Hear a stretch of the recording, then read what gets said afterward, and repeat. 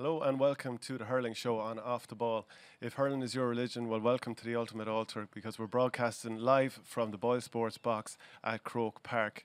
We're broadcasting live across all our social media channels. We're on Facebook and YouTube, and if you want to get any comments into us, we'll do our best to read them out over the course of the show. It's been an incredible weekend so far for hurling snobbery. Clare and Galway played out an absolute classic last night, and we're here to preview Cork versus Limerick as well today. We're joined by three greats of the game. First of all, beside me here, I have a man who has won 2 All-Irelands, 5 Munsters and 5 All-Stars. Paudie Maher, how are you doing? Hi Shane, how's things? Not too bad, not too bad. What did you make of that classic last night? Yeah, it was, I suppose, still trying to get your head around it. I had to watch it a second time last night before coming up today. But yeah, another classic. It's just the way the championship has gone this year. We're kind of expecting them each day now as it comes. So unbelievable game and more to look forward to next weekend again, I think. Beside him, I have Dan Shanahan, 4 Munster titles, 2007 Hurler of the Year and 3 All-Stars. How are you doing, Dan? Good, Shane, thanks.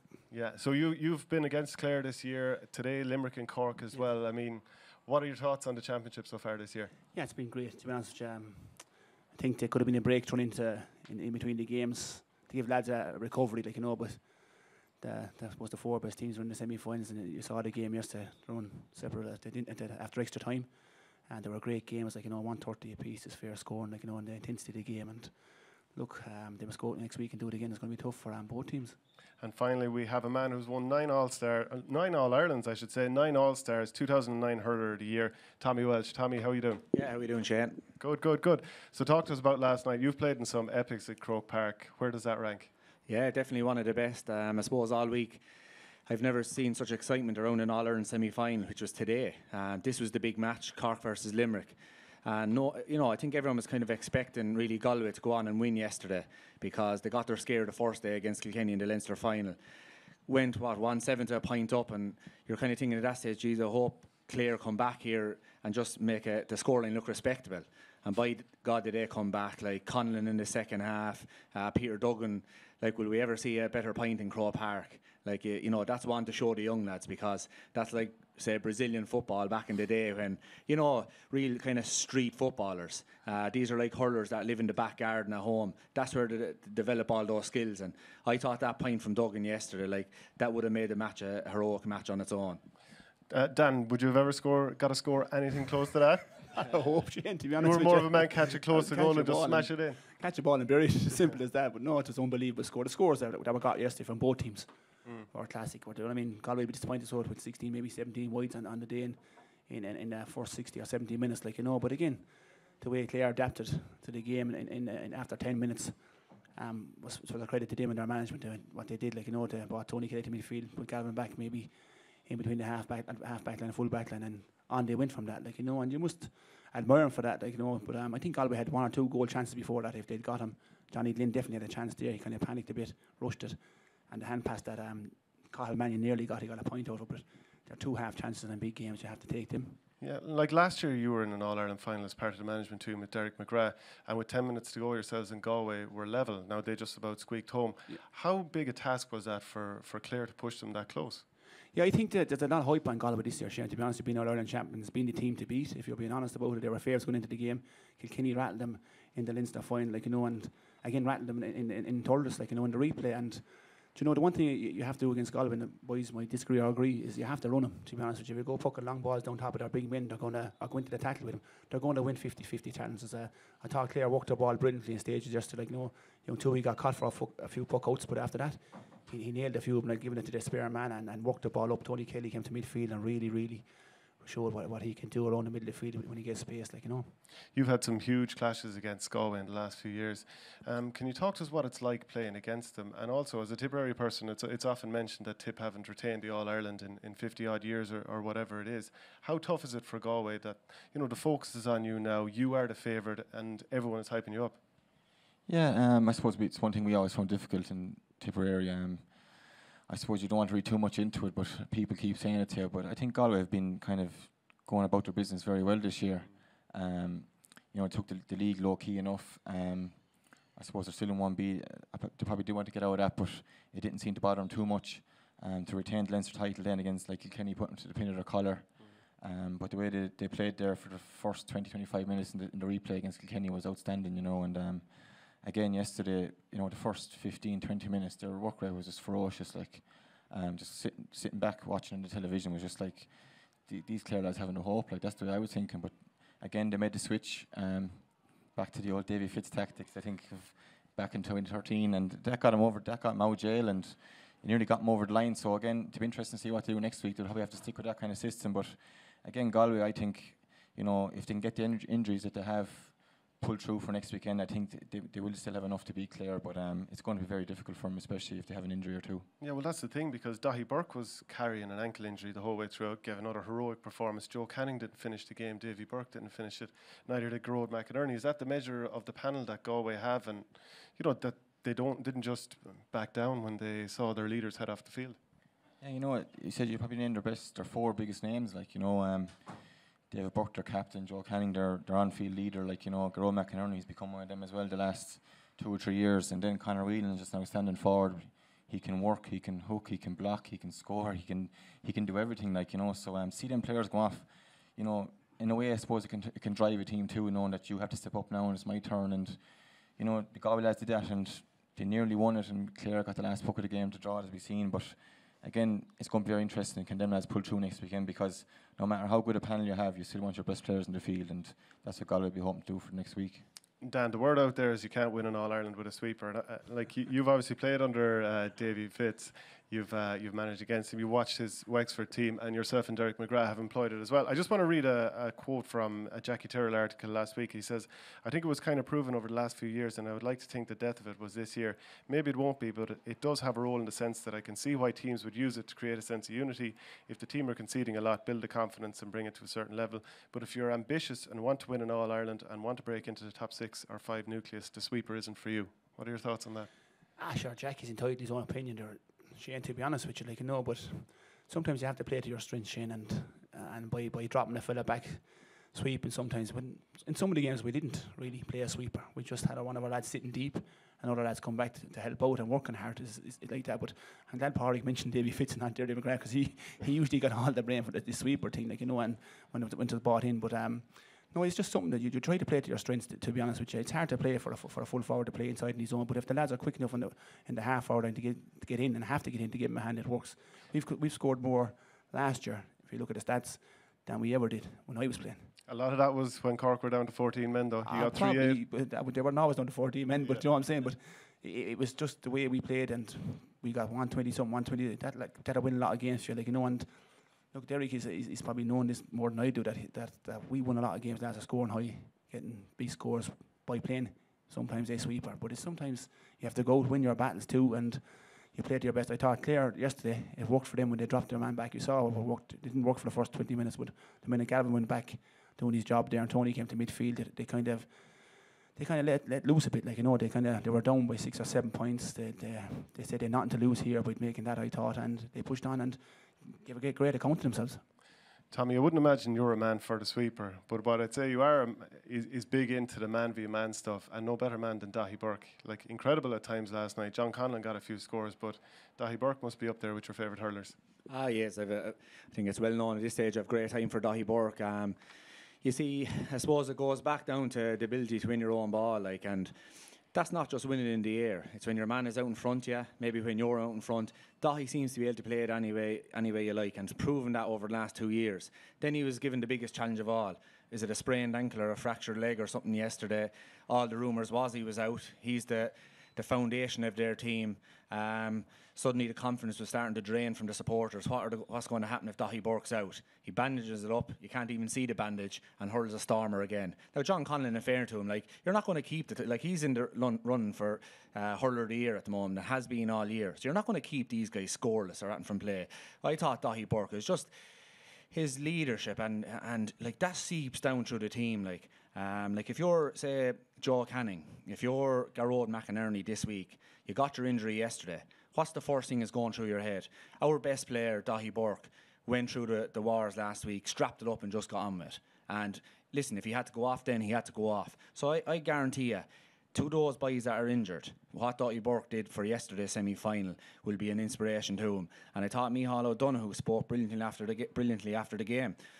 it was put to him about his injuries, and it was like he didn't even know about them. It was like he said, listen, we've a 34 man team, the boys were great and all, but if they're out, we'll assess it when it happens. But basically we're going to be ready for next Sunday, and it's that kind of talk, it's that kind of leadership from your top guys. It has to start from the top, so that will seep through to that Galway team. And they might be without lads, but I think they've proven, this Galway team, that they have spirit, they have guts, they have everything. Because Paudie spoke about Tipperary, find it difficult to win the 2 in a row. To win 1 All-Ireland is so hard. It's so hard. And to win 2 in a row when, things are going well for you, that little bit of an edge mightn't be there, and to win them matches. And Galway have come back and come back and come back. So, I think Dahi Burke, I was shouting for him yesterday, like, for, what the wars he went through, like.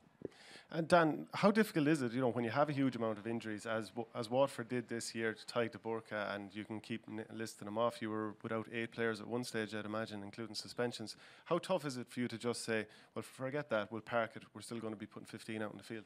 Yeah, it's tough, Shane, but as Tommy said there, like, there's 33 lads training, and it's up to the boys then when they get the opportunity to come in and start. It's devastating when you lose Ty Burke above his Clare to a serious injury. He's gone for the year. Your main cog of your six packs, like, he's an outstanding player back there. Whether he's sweeping or man marking, he can do everything. Barry Coughlin, who gets no credit at all, and I can assure you he's one of the toughest fellas you'll ever mark in the full back position. Jonathan then this year has caused serious problems. Barry last year he was taken off Barry, so Austin wasn't 100% fit. So you just have to deal with him. To be honest with Shane, and as I said, that's why you have a plan. We brought on 1 or 2 lads this year, and maybe they wouldn't have got a chance if the boys were fit. The DJ Forns, the Tommy Ryans, and they did exceptionally well in the games they played. And again, it's hard. As I was talking to Tommy here, you can only name 26, like when you have 33 being talked about, but he opens the door for other lads to make opportunities and take them when lads are injured. I think, Shane, that the Galway lads might be able to take, some sort of experience or encouragement from what Waterford did, because when he got all them injuries, was it Tipperary he played next, and could have bet him with all them guys out. So they'll probably try and, I don't know, might try and sell that to the lads. Listen, lads, forget about the injuries. Look what Waterford done. And like Tipp probably played beneath themselves this year, but just talking about that, you were here in that Waterford are without players. Does that seep into your mindset that maybe you won't be at 100% because your eyes got off the ball a little bit, thinking I will surely beat this version of Waterford? To be honest with you, not really. I suppose we were going 3rd week in the trot, so we didn't have much time to think about anything. But no, we were just trying to concentrate on our own game. But like, I suppose the likes of my own brother Ronan and the lads are kind of around the same age. They would have played against DJ Foran and the lads below in Walsh Park in the Munster final, I think, a year or 2 before that, and like they would have beaten the lads pretty handy enough, So we knew what these lads were capable of, and I think the Waterford lads actually showed that day. Like DJ Four and the lads actually were very good that day against us, and again, just I don't know how we got match back, but I suppose we got the help of a refereeing decision. Was it?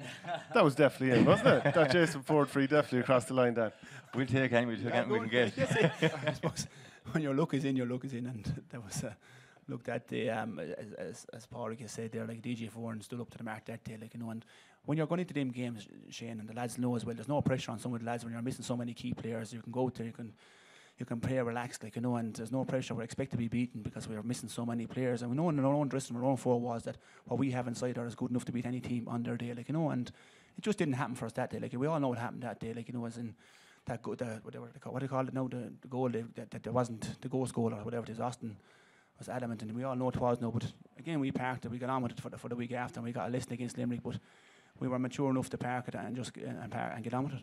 We'll come back a bit more to Waterford's here, but just to box off the Clare and Galway game last night, who do you think is going to win the replay, Tommy? And why? I tipped Clare last week. I don't know why. It's so hard to predict these matches this year. There's just so, there's nothing between any of them. But I just felt when Clare came in as underdogs, it was a great chance for them. And they loved it. They have great memories of Croke Park. They haven't been here in 5 years, but when they've been here, they have such fabulous memories. And you have to replay back that All-Ireland final. When Cork got a sideline with time up, say, of the injury time, the 2 or 3 minutes in 2013, they hit the ball wide. Usually the referee blows the whistle, ball goes down, Donald Donovan puts it over the bar. So yesterday, the very same thing happened. Galway got a sideline, put the ball wide, and you'd be thinking the referee is going to blow the whistle, but probably because of what happened a few years ago, they said, listen, he might give us one more chance. Short puck out, up the field, and Jason McCarthy put the ball over. So I reckon that a lot of that was from the memories they had of 5 years ago. Lads, we're not gone here. We can do it again. So the momentum is definitely way clear. But I think Galway, because now everything's going against them, I think we'll see a real edge to Galway. Now, there was an edge to him yesterday, especially in the first half. I think we'll see a massive edge to Galway the next day. It's kind of us against the world. Injuries are going against us. And they're such great players. Like, they're a fabulous team. So I think Galway the next day. Dan, Micheál Donoghue will be prepared for Colm Galvin probably starting as the sweeper this time. So how will that affect it, and who do you think is going to win? Yeah, again, like, different game, Shane. Will they go with 7 at the back? Like, you know, will he go man to man again? It's on in Thurles as well. Where Clare, the last time we were there, we're beaten, I think, one days, and Galway won their Leinster title up there. Like, you know, so it's a different game. Whereas if you look at it, Clare have gained respect now. We always had my respect because they're a good team. You play sharp ball against these fellas. They have a hell of a good player, Shane O'Donnell, Tony Kelly, John Conlon at the moment. Like, you know, and young Duggan at wing forward, they're absolutely flying. So they have to carry the ball to Galway. They have an exceptional chance, but the element of surprise is gone now with Clare. I think there's more in the Galway forwards, if I'm being honest, Jim, more from the Coonies and a few more of the lads, like, you know, and in there, and young Burke midfield again, like, there's more of them. But it's going to be interesting, as Tommy said, how will they deal if Joe Canning's missing, if McInerney's missing? Do you know, will they start Conlon in the full forward, or will they put Shane O'Donnell in there? I've no doubt there'll be changes next week to different personnel, but it's a hard one to call, to be honest with you. But I just think if what Tommy said there, if the boys are injured, I think they have the panel of players to push on and get a result. It's going to be a tough game again because Clare will smell blood now, Shane, to be honest with you. And it's a hard game to call. And with going from the experience maybe that Galway have winning in Thurles, it might be a small thing, but it could get them over the line. Paudie, Clare ended Tipperary season. Do you see them ending Galway's? I just have a feeling that Galway might have something that they might some major next week. You know, I felt when Kilkenny got the draw here the first day, I said Galway are going to really come at them the next day, and they did for the first half, and that kind of killed off the game. I just feel that Galway, you know, taking that Joe Canning and McInerney will be fit to play. I just think they're going to bring something special next week. You know, they know they can step up from the Leinster final replay the Leinster final to the replay. So I think they'll do the same next week. And look, they'll have to use the ball a bit better. Like when Clare did revert back to Galvin, going back to the sweeper, I remember watching it last time. Like Aidan Hart and the Galway lads just got the ball and kept lumping it down, and the Clare lads are picking up runs. So if they lose the ball a bit more cuter the next day, I think that Galway will have too much for Clare. Right. We're going to tee up the other semi-final in a little bit while, but keep your comments coming in on social media here. We've got a nice comment in from AJ on Twitter. Jesus, Dan looks like Steven Seagal. Is that the look he's going for? Could have picked a better person than Steven Seagal. Johnny Cash or something like that would have been a bit fairer, different. lads. Whereas Tommy looks like, yeah, I'm one of the greatest, but I keep it on the down low. So there you go. Tommy's dressed well today. The top button, Tom. Tommy, can you talk to us about a lot of these Limerick guys today are going to be playing their first senior game at Croke Park. Maybe 4 of them played in the semi-final 4 years ago. Seamus Hickey is the only player on the panel with a senior championship win here. What was it like trying to prepare for your first big game at Croke Park? Yeah, well, my first big day in Croke Park was minor Leinster final against Wexford back in 2001. And I remember coming up, and that was the dream from being so young, like 4 or 5 years of age. But when I came up here, it was the old pitch. And the old pitch here before 2002 was tiny, and it was like a club pitch. There was bumps and there was hollows in it. You felt like you were out in kind of nearly an underage pitch, because the crowd were starting to come in and top you as well at the same time. So that was my first experience, thinking, oh no, this place, because I never liked the big spaces. I liked it nice and tight and get stuck in where you that could way. sledge it. So when I saw how small it was, I was absolutely over the moon. And you know, our first day up there as a young person, a minor, we won a Leinster championship. So I always have happy memories. But the new pitch then came in 2002, and I was a sub that year. So my first year playing it was 2003, Leinster final again, and I was wing forward, so it wasn't too bad, but I just remember this place is so big. So I'd say for any of the guys, now a lot of them probably played with the Piercing and maybe played minor, but any of the guys that haven't played in Croke Park before, the first thing I think that will hit them, especially the backs, is this place is massive. And I hope a slow lad comes in on me, because I don't fancy going running around after any of these speedsters. So it will be tough, but sometimes, do you know what? When you go to somewhere you've never been before, you don't even think, and you just you just go and you just play as if you're at home in the back garden. So I think the first time is nearly always the easiest, and I'd say they will play like guys, on their birthdays today, and I'd say Limerick will definitely come with all guns blazing today. Dan, do you remember your first game here? Yeah, 1998. 1998. I played against Galway. The week before we were beaten in the Munster final against Clare. That dirty game in 98, and we came out the week after. We actually, as underdogs, going the same way maybe Clare came in yesterday as no chance whatsoever, and we got caught Galway on the hop, and that was my first big day in Croke Park, I suppose. Paudie, what was yours? 2006 minor semi-final. I was actually marking Richie Hogan. We're playing Kilkenny, so handy enough. Handy enough, yeah. I had to learn the hard way coming up. Joe Canning the following week then. So oh, lovely. We just got better and better. So yeah, same thing. You're kind of coming up. Again, it's what you dream of, and there's no doubt about it. For me, it was bags of nerves because 17-year-old coming up and into a minor game, and we hadn't won the Munster final, so we were kind of felt like we were battling against all odds. But we actually beat Kilkenny that day. But again, marking a top player like that, and they're coming up, you just kind of hold your own and come over here, not too much damage done, as they say. So just to reflect on Tipperary's year this year, league final defeat to Kilkenny and no wins in the Munster Championship. So how do you look back on it? Yeah, I suppose from looking back, I think ever since the league semi-final against Limerick, when it went to extra time and we just barely got over the line, I think everything's been a struggle since. And I suppose losing Kilkenny down Nolan Park didn't really help matters. And I suppose we were kind of just fighting our fires from there on in, and we just weren't clicking at all this year for whatever reason or another. I think the long league run didn't help us, and again we'd such a kind of a new kind of team out for a lot of the league. We kind of went with it for the first round of the championship, and then we changed up again, so we were never really that settled.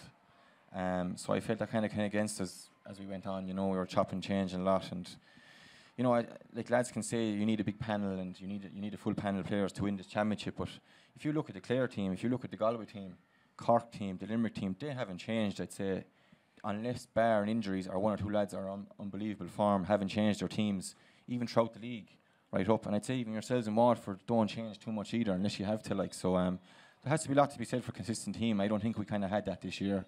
But not saying that's an excuse. We just weren't on the game this year, and it just didn't work out for us at all.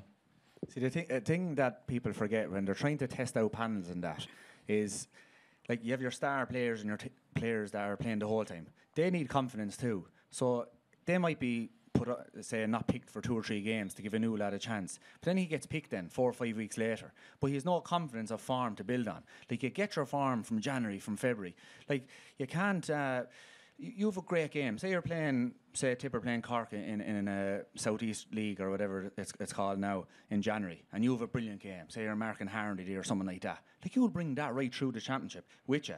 And if you're not playing in these games, where are you going to pick up your form? And doesn't matter, or your confidence. Doesn't matter if you're 20 or 28. Players get confidence from playing matches. And that's the thing, I suppose, sometimes is missed out on when you're trying to pick a big panel and giving lads chances during the league. What about the guys that get their form from playing matches? And, because say you're not playing and suddenly the new lad coming in has a few good games. Suddenly you're starting to doubt yourself then, saying, geez, I need to pick it up, and you're nearly trying too hard. So, that's the first time I heard, but there's a lot to be said for it from a player's point of view. Yeah, and it'd be very, looking back on the season, obviously it wasn't a good season for Tipperary. I suppose Mick Ryan not talking to the media after one of the games didn't help. And then last week it was revealed that Niall Breslin, the pop star, I suppose is maybe a term to use for him. But it'd be very easy to come down hard and say, oh, that sounds silly. Why would you get someone like that in? But maybe he's, mindfulness is what he was brought in for. Maybe he's highly qualified at it. Maybe he's very good at it. So it would probably be very easy to poke fun at it. But can I ask you, what was the effect with Brezzy this year? What was he brought in to do with you? Yeah, it was only kind of late on in the year, probably halfway through the Munster Championship, that he came on board there. It's known that we Tony O'Gregan with us and Jerry Hussey, and they've been with us for a couple of years, but he's doing a bit of work with them, so he just came on board as well. And he just, again, I think every team is these kind of the fellas, sports psychologists or lads talking about meditation, and I think it's more individual than for team, really. Like some lads it suits, some lads it doesn't. Like, I know myself, I'd rather just left to my own devices the week of a game and go through your own routine. Other lads might like to be talking to these kind of fellas, to getting them tuned in, making sure they're ticking all the right boxes. But again, he was just, mindfulness, this thing about, relaxation and thinking about the game when you're supposed to be thinking, and switching off when you're not thinking about the game. So again, look, it's for different fellas, and some lads like it, some lads don't. The younger lads might be just left to their own devices. Maybe they have no baggage with them. They just want to go out and hurl. As Tommy said, the minors today will just go out and hurl, not thinking about anything. The new lads in the Limerick team are similar. Whereas it could be the lad that's 26 or 27 years of age that may have doubts, and the confidence might be that high. Maybe he's the lad that talks to these fellas. But again, everyone to their own. And again, he was just in to help out Tony Hogan, the lads, and maybe to change direction. He certainly wasn't in singing for us anyway, Shane. Sure, I imagine not. Because I think he was involved with Leinster rugby underage as well. But were there any raised eyebrows both inside or outside the camp, when you see a musician coming in to help out a sports team? Yeah, I suppose. Well, it was. He explained really what his background was. We know he's the singer, and I don't know, is it some Ireland's Voice or Ireland's? I don't know what it is, but and you know better than us. Yeah, I don't know, but the Voice, yeah. You know it, you're just pretending that you don't know. I don't watch the on Sunday night.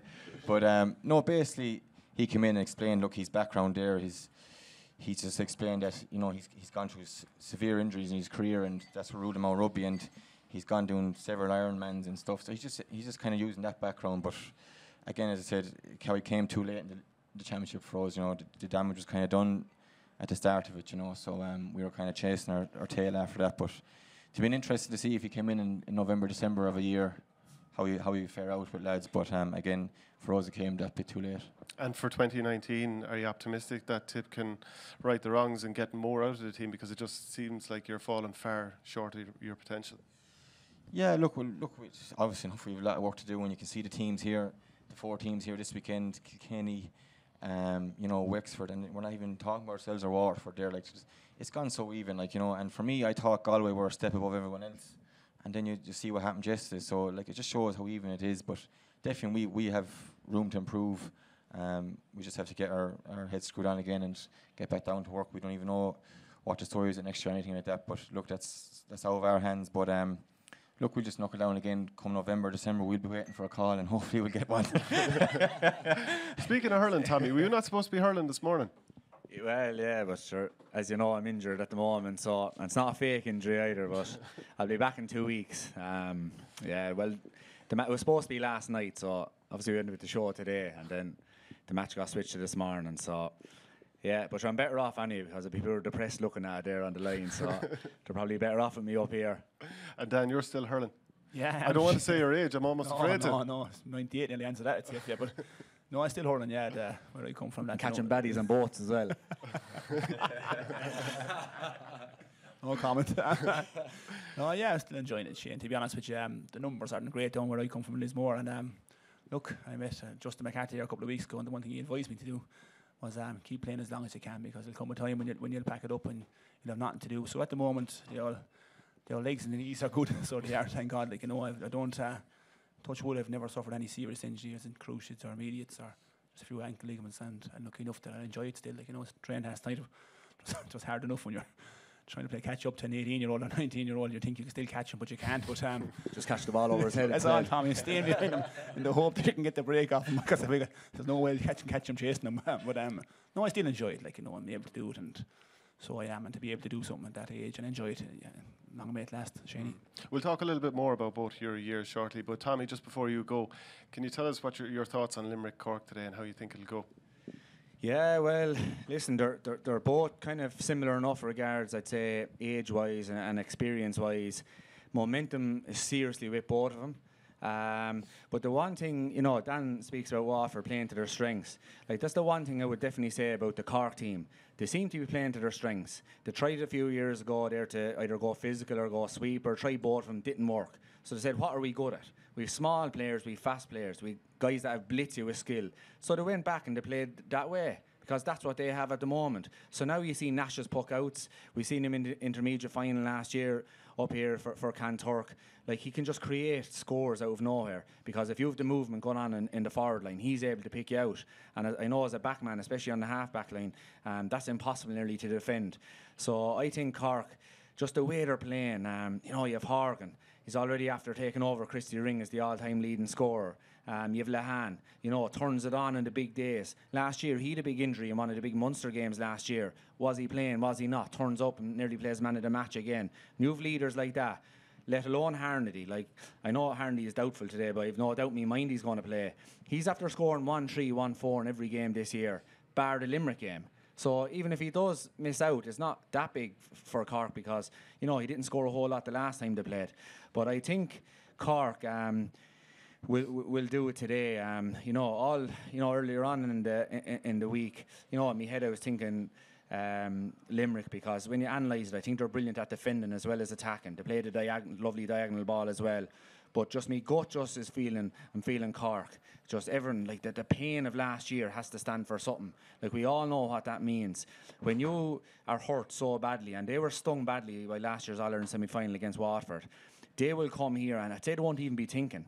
They'll be just like, you know, look, just let me out there. And I'd say even in the warm-up, just waiting for the final whistle, in the parade, or the starting whistle. So I'd say Cork will be just pumped to the gills here today, and I'm expecting a shootout. And yeah, we'll see. Well, thanks very much, Tommy. I know you have to head away now, and in your place we're going to bring in Leon Blanche of Boyle Sports. Leon, how are you doing? Doing well after yesterday's result. Yeah, Shane. I'd say you are. Did you cash in? Should we be in a job for another week anyway? You will. So talk to us. What way do you see this game going? God, after yesterday, I was with Clare +4. That's the bet I done yesterday. I thought it was a big start. After the first 15 minutes, I thought my dough was done. But these two lads, it's been to and fro in terms of who's going to start favourite. And at the moment, there's no favourite. It's 11-10, your pick. Cork and Limerick. Bit of money for the draw. No surprise with that. I think it's going to be one hell of a game. If it's anywhere near yesterday, it'll be a spectacle to behold. But I don't know. I think Cork probably should be favourites, just in terms of what they've done in Munster. But Limerick, I was so impressed with them, Shane, in terms of when they went behind against Kilkenny. And for a young side, they showed a lot of maturity to me. I think they outscored Kilkenny 5 points to 1 or 6 points to 2 in the last couple of minutes. And I just think youthfulness coming here, they'll have no fear. And I have a slight fancy for Limerick, but it's going to be very tight. We're enhancing for offtheball.com/Boyle Sports Limerick. We're pushing them out to 2-1 for anyone who fancies Limerick. And we're also doing a special for new account holders. If you don't have a Boyle Sports account, matched up to £100. So put anything, 10 or 20, 50, whatever you want, and we'll match it. So look, we're trying to entice people in there in terms of Limerick at 2-1. They're an 11-10 chance, but it's going to be a great game. We've seen money all over it. Man of the match has been very popular. I'm just looking down to see who it's going to be. Horgan is favourite at 8-1, Harnedy 10-1. But if I'm back in Limerick, I've got to go with Galan, and I think he might just be the man at 12-1 to be RT's man of the match. He was wait and see. An anytime goal at 2-1, up from 13-8 as well. Yeah. So we've loads of enhancements, but look, I hope it's like yesterday. If it's anything like that, I think we're in for a real treat. The All-Ireland outright is very interesting to me. Galway now have become, from odds on, they've now been pushed out to even money to win the All-Ireland. And it is still a favourite? They are still favourite. Lads, do you still see them as favourites? I do anyway. I think if they can get it, as I said, next weekend, if they can get their best team in the pitch, which is going to be a struggle by the sounds of it, but I think that they still just might have enough. If they can get over next week, I just think that the bit will be between their teeth. Dan, you've managed against both Cork and Limerick this year. Cork don't fear Galway, but they have to win today, Shane, to get to the final. Plus Galway have to get to beat Clare next week. For me, it's just early to go. I have to wait the final to really call who can win it, because if Galway get over the line, whoever they play, last time Galway and Cork met in Northern Ireland final, Cork beat them. So there's a lot of different scenarios here, but I guarantee they won't be thinking of that. But it's Clare now smell blood, to be honest with you, as I said earlier, and they won't fear Galway up and told us. But look, it's interesting. But anyone of the 4 teams there are capable of winning this All-Ireland this year. Yeah, I think if you're looking for a bet, Clare are 9-2 to win the All-Ireland. I mean, there's no reason why they should really be 9-2 and Galway be even money to win it after watching yesterday's display. I know Galway had a lot of wides, but the way Clare fought back, they showed a lot of guts, a lot of determination. The two lads playing today are both 7-2 to win the All-Ireland. So it's It's more open, Shane, than what we thought it was before yesterday. Like Galway were 4-11 to win yesterday, and in the replay, they're only 4-7. Whereas Clare were 3-1 to win yesterday, and they're only 7-4 to win in Thurles next Sunday. So they've definitely come closer after yesterday's performance, and I think Clare might do Galway in the replay, especially if Joe Canning's not playing. Huge loss. That's the thing. Like if Galway are missing players, like you look at Clare, everyone seems to come through okay, and they've got subs like Aaron Shanahan, Ian Galvin, Jason McCarthy all coming in making an impact. Yeah, I think Shanahan is a massive plus for that Clare. He's been outstanding previously until the injury. He was one of the main men. He's a big man too. He got the goal yesterday. He's a big addition to Clare. So he's a young Galvin there as well. But I think Shanahan, they kind of need when they had to go long for two big inside with Conlon and Shanahan, he was the man they brought on. They come back from a crucial ligament and come on and get a goal. That'll tell you the importance of him to Clare. He's a fantastic target, man. Will he start next week? It's probably a bit early for him to start next week to bring him on again and get him fresh into. But I think the Clare bench really have. Fitzgerald came on yesterday, got 2 or 3 points. I think really took the game to Galway again. Yeah, and do you know Clare now after getting management below there, they have to say to themselves, we can beat these fellas, like, you know. And if the injuries are the injured, if Joe is missing, if McInerney is missing, or whoever's missing from Galway, like, you know, but they have a great panel as well. But like they have a great chance Clare next weekend. I know you're under pressure for time, Leon, but just before you go, could you tell us where will you be putting your money today and next Sunday? Well, I've backed Limerick to win today. Not everyone happy with that. No. Well, look, listen, come here. It's all about opinions. I'd be very happy with the draw anyway. But I think Limerick might just do it. I think it's a puck of a ball between the two of them. And in the All-Ireland, I had to say Clare at 9-2. I don't see that big of a difference between Clare and Galway after watching yesterday. So for value, I think Clare are a little bit of value, and I think there might be goals today. I think it will be a shootout. I agree with Tommy. I think it'll be a high-scoring game, and that's what people want to see. You'd love to see all the football counties taking a leaf out of Hurling counties book and just have a go, because then we'd really see two great championships. But the Super 8s have helped football, but they're nowhere near the class of Hurling. There's no room at the for moment. football talk in this show. It's the hurling show. Well, listen, there's always room for football, especially being a Dublin man. There's plenty of room for football. Okay, thanks very much, Leon. Go enjoy the game, and we'll chat to you later. All the best. Just to come back to you, Paudie, you've been working as a guard for the last year or two, is it, at this point? Yeah. So can you tell us, like, how much of an impact has that had on you trying to, your work-life balance, as a hurler and a guard, because I'm sure you're walking the beat at all hours. Yeah, it is. I suppose I've been at it 2 years now, and the first year was grand. Like, I suppose the way the championship structure was, you play a game, you might play for 3 or 4 more weeks, so you could plan out your time off and stuff. But this year was just crazy. Like, from the middle of May to the middle of June, we were playing 4 weeks in the bounce, and then we were in the league till the National League final. So it was constant. So you're trying to organise time off. It is very difficult. So, I did find it very challenging, I suppose, this year, and it's maybe something I'll have to look at for the next couple of years and try to tweak things as try and get the best out whatever few years I have left. It's very challenging. But look, it's something I have to work with myself and move on with it. Were there times when you'd be working a night shift and then you had a championship match the following day, or was it ever that drastic? Oh no, I wouldn't be doing that now. But pulling in favours. No, yeah, I'd be tweaking that a bit. But no, like, just for instance, like simple things like recovery is so important in games now, and especially when you're playing week in, week out. I know we played Wexford in their lights in Thurles in the National League match in February, and I'd gone to work that night straight after. Like, things like that is just, it's very hard. Like, and you're waking up Sunday morning then after being up till 3 or 4 in the morning after playing a game. Like, if you went to bed at 11 o'clock after playing the game, you'd be broke up. Like, never mind walking around Limerick City running after lads until 3 or 4 in the morning. It's not ideal, but again, it's something to look into the future. All right. You must have been recognised by a few perps now and again. Have you any funny interactions with people from being a guard? Some of the lads below in Limerick, all right, would notice, yeah. A few lads you wouldn't expect to notice, you would notice, yeah. And you'd be known a bit, but again, when you're decked out in the uniform and you have the cap on, I make sure I have the cap down, pulled over my eyes anyway, trying to avoid all confrontation with a lot of them. But no, it's not too bad down there. And the way their year was going, I'll be trying to avoid all of them for the rest of the winter anyway, if they win the All-Ireland. Did you have one lad recognise you there recently? He was in filling out some forms.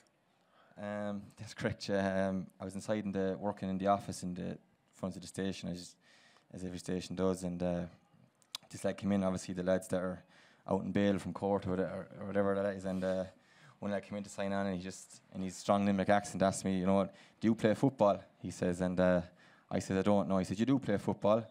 And I said, I don't play football. And he signed his name and whatever he had to do, and he said, you do play football? I played against you before. I said, I didn't play football. I don't play football.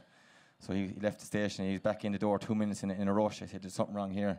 Next thing, the office was full of people, and he roars out, "'Tis hurling you play." I know you played. It was hurling you played. I'm after looking you up, he says, and he spotted me from somewhere, but he did it wrong. But it's gas, like you wouldn't expect it from them kind of lads. But no, again, I said I was trying to divide them all at all possible.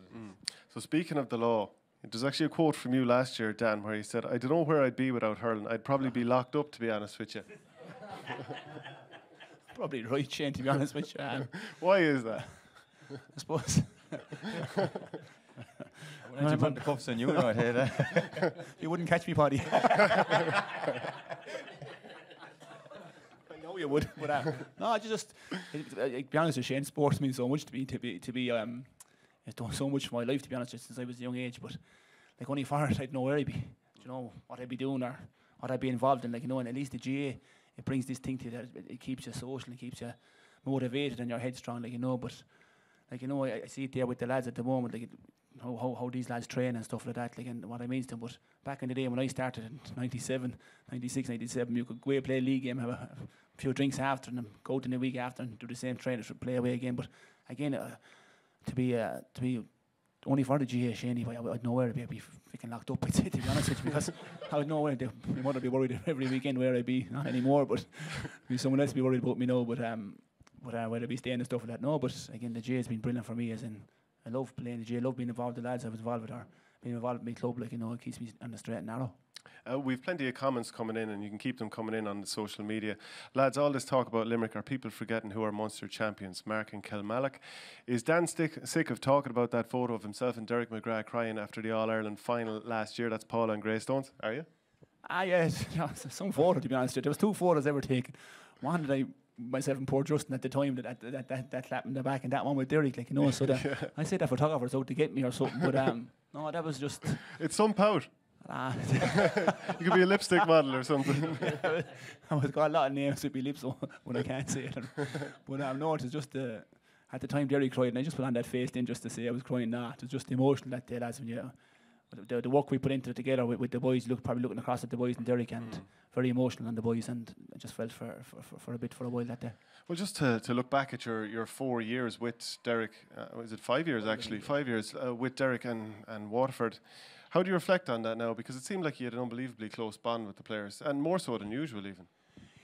Yeah, Shane, our first year, to be honest, it was Derek came to my place there and asked me would I get involved, and with a few lads. Willie Maher at the time was there, and Frank Flannery and myself and Derek, and the boys there for the first year and did their own thing after that, and I didn't get promoted, but Derek came to me then and asked would I do a bit of coaching, and from then on, Shane, I haven't looked back, to be honest with you.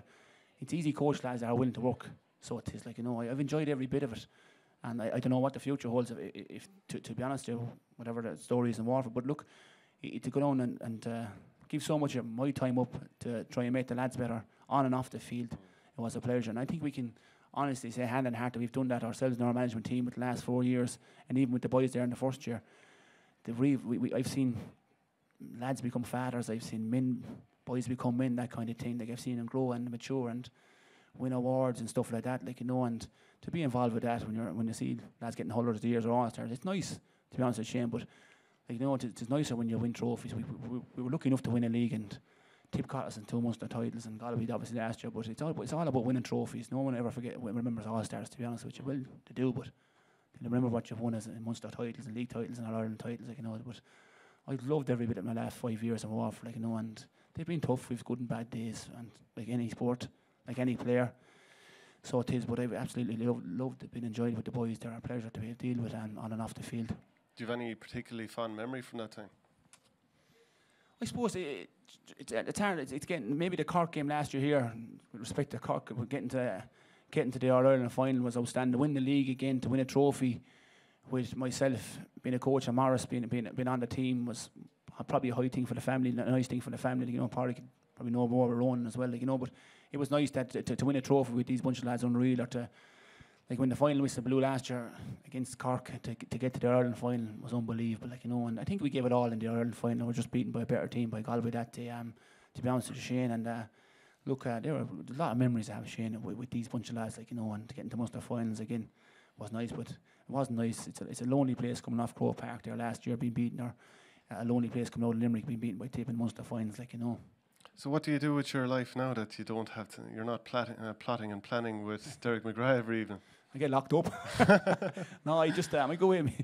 I go away with the club, as I said. Like, you know, I find it hard. I do my own bit of training myself, Shane. Like, you know, I go to the gym there if I can, like, you know, and stuff like that, just to kill the time, like, you know, and to do that training there 2 or 3 nights a week with my club. So that keeps me going, like, you know. And also I like watching different things and stuff like that. Maybe go and watch if Thurles Stars were near playing a game, I go and watch them, or watching the junior football game in Fairfield or something like that, just to go away and clear the head and, you know, and watch other sports is usually what I do now. Pat Ryan seems to have ruled himself out as the successor to Derek. The way you're talking there and your love of it and going watching matches all the time, it sounds like a man who wants the job himself. I know I wouldn't be able to fill Derek's boots, to be honest with you, Shane. Obviously, I don't know what the situation with Pat Ryan is, whether he's there or not. That's not my department. I leave that to the hierarchy, the county board, to look after that. And look, I haven't ruled myself out as being involved with the boys. Depends who comes in, whether they want a new setup or whatever they want, like, you know. And I can understand whoever comes in if they want a new setup, totally, and understand that. And look, I won't be out of hurling. There'll be something that's pop up for Dan Shanahan. Paudie, you went back hurling with the club a couple of weeks ago. A very unfortunate injury for your club and county teammate Billy McCarthy the other night. Can you tell us the extent of it, as far as you know? Yeah, Shane, as far as I know, he's still in hospital below in Waterford, and yeah, it is very unfortunate. He was flying for us, you know. He had a good first year with Tipperary there as well. He was really, you know, he was learning. Like, you know, you could see that in every game. He was developing. He was getting better. So very unfortunate for Billy.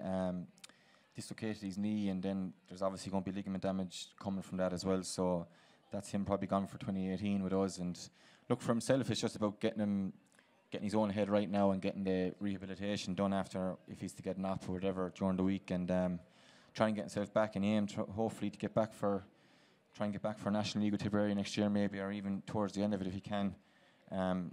It'd be great to see him back, because he's really developing. You know, he's a different kind of player to what we kind of have in our club, and even with Tipperary in ways, he's a bit more of a Michael Fennelly type player, you know, and he's really developing that way. So it'd be great if we can see him back next year in the full of his health, and he's a fit man anyway. He's naturally fit, so you'd be hoping that will stand to him.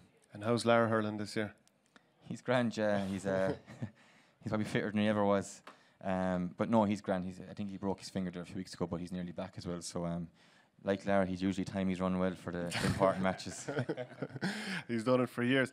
Dan, there was an incident with Kevin McStay a couple of weeks ago against Donegal. He came on the field. He was, I suppose, he had a coming together with the linesman, and he has a 12-week ban.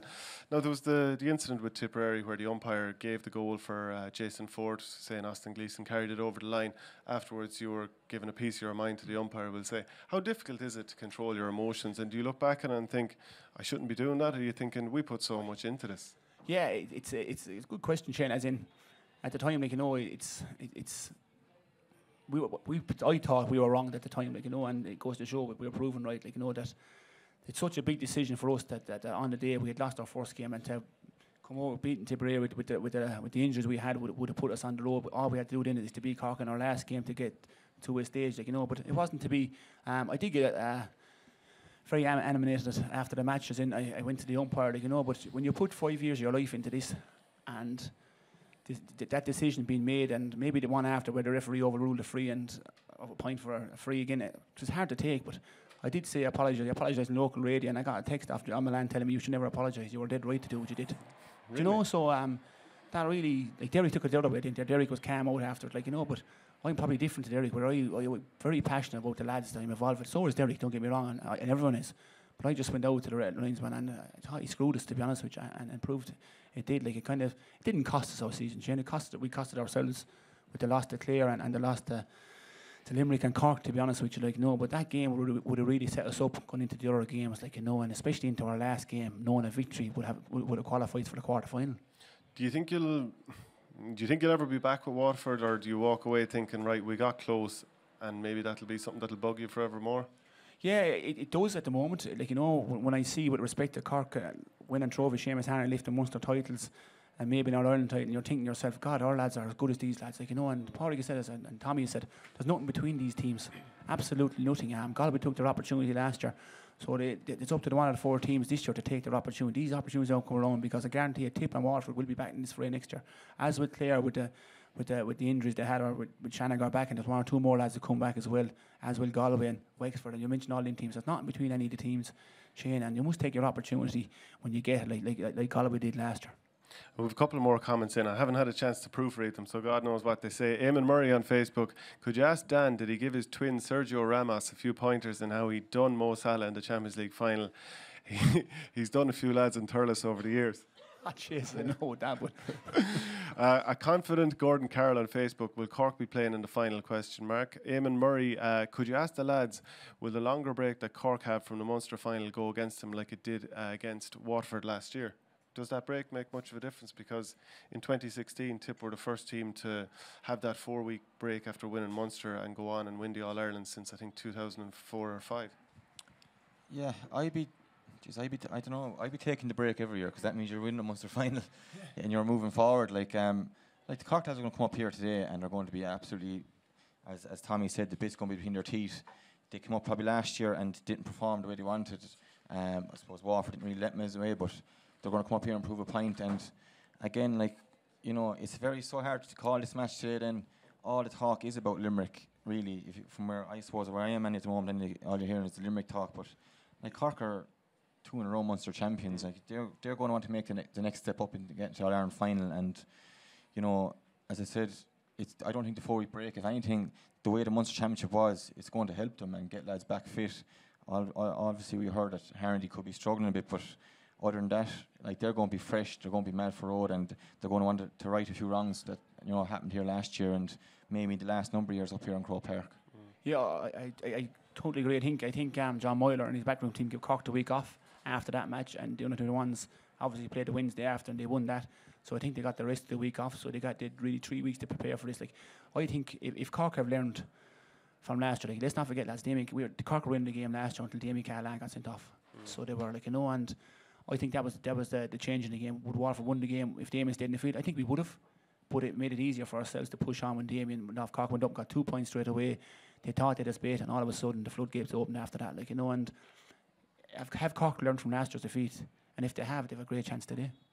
I see a quote from John Myler saying, when you're winning, it's very enjoyable. You're in Thurles, there's no problem. Everyone is tapping you on the back. But they'll effing kick you in the arse. They won't be long kicking you in the arse if you're losing. Paudie, what do you make of that sort of comment? Because, you know, you've been through the ringer with Tipperary. Yeah, I can see where he's coming from, all right.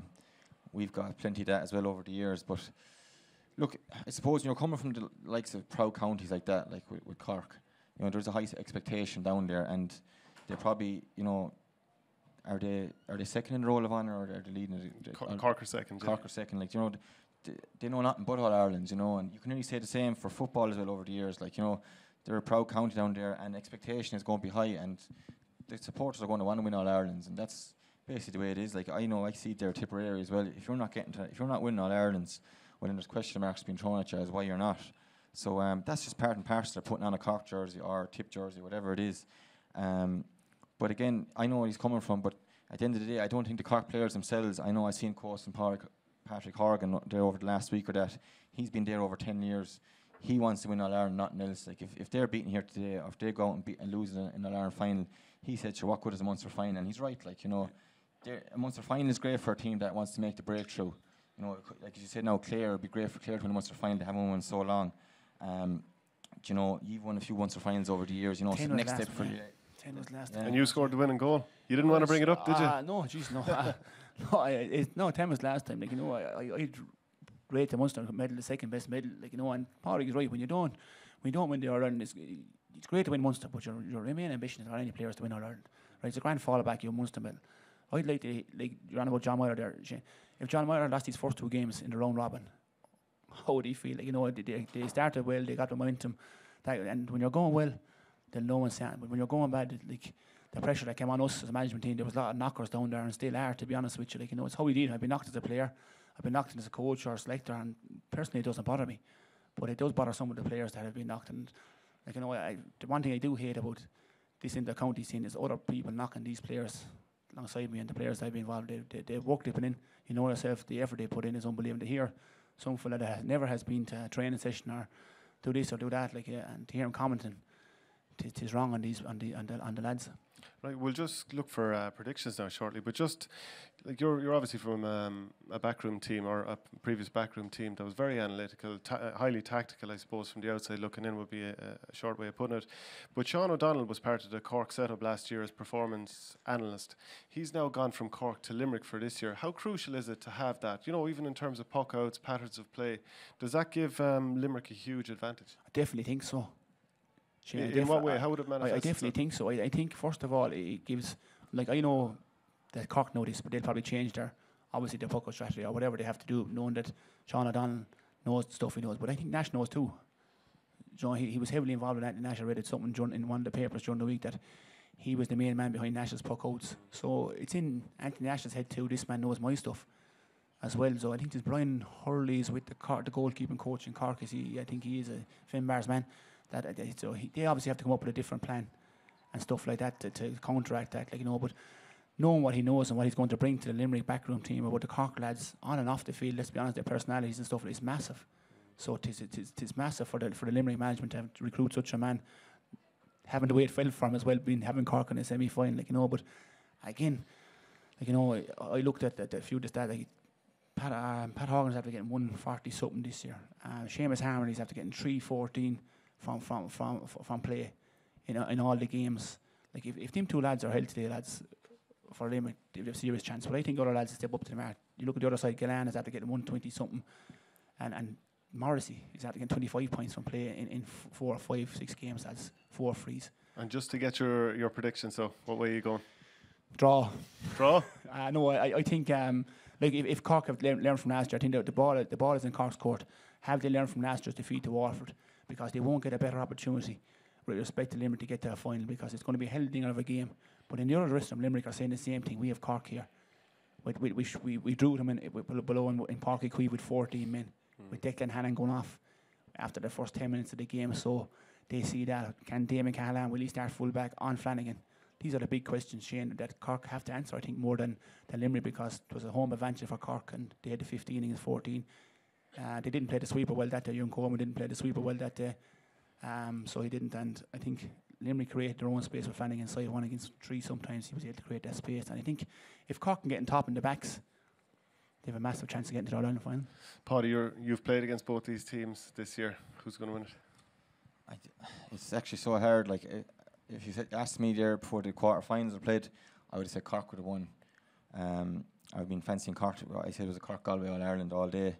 But now we just where Limerick have heard the last day, it's so hard to call. Like, and the draw sounds a nice bet there with the lads in Boyle Sports, but like, people are forgetting, like, Cork are unbeaten all year in the championship, you know, and no matter whether they're playing well or they haven't played to their standard that they're set for themselves, they're still unbeaten, you know. They're Munster champions. That has to count for something. Their confidence has to be high in that dressing room.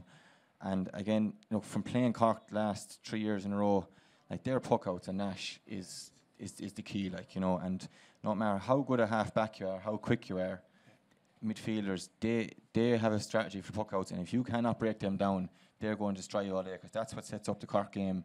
I know it well from trying to run around after Luke Meade and Kingston. These lads, it's a nightmare, like, you know, and Conor Lehan. So if Limerick can somehow break down the puck out, I give them a serious chance.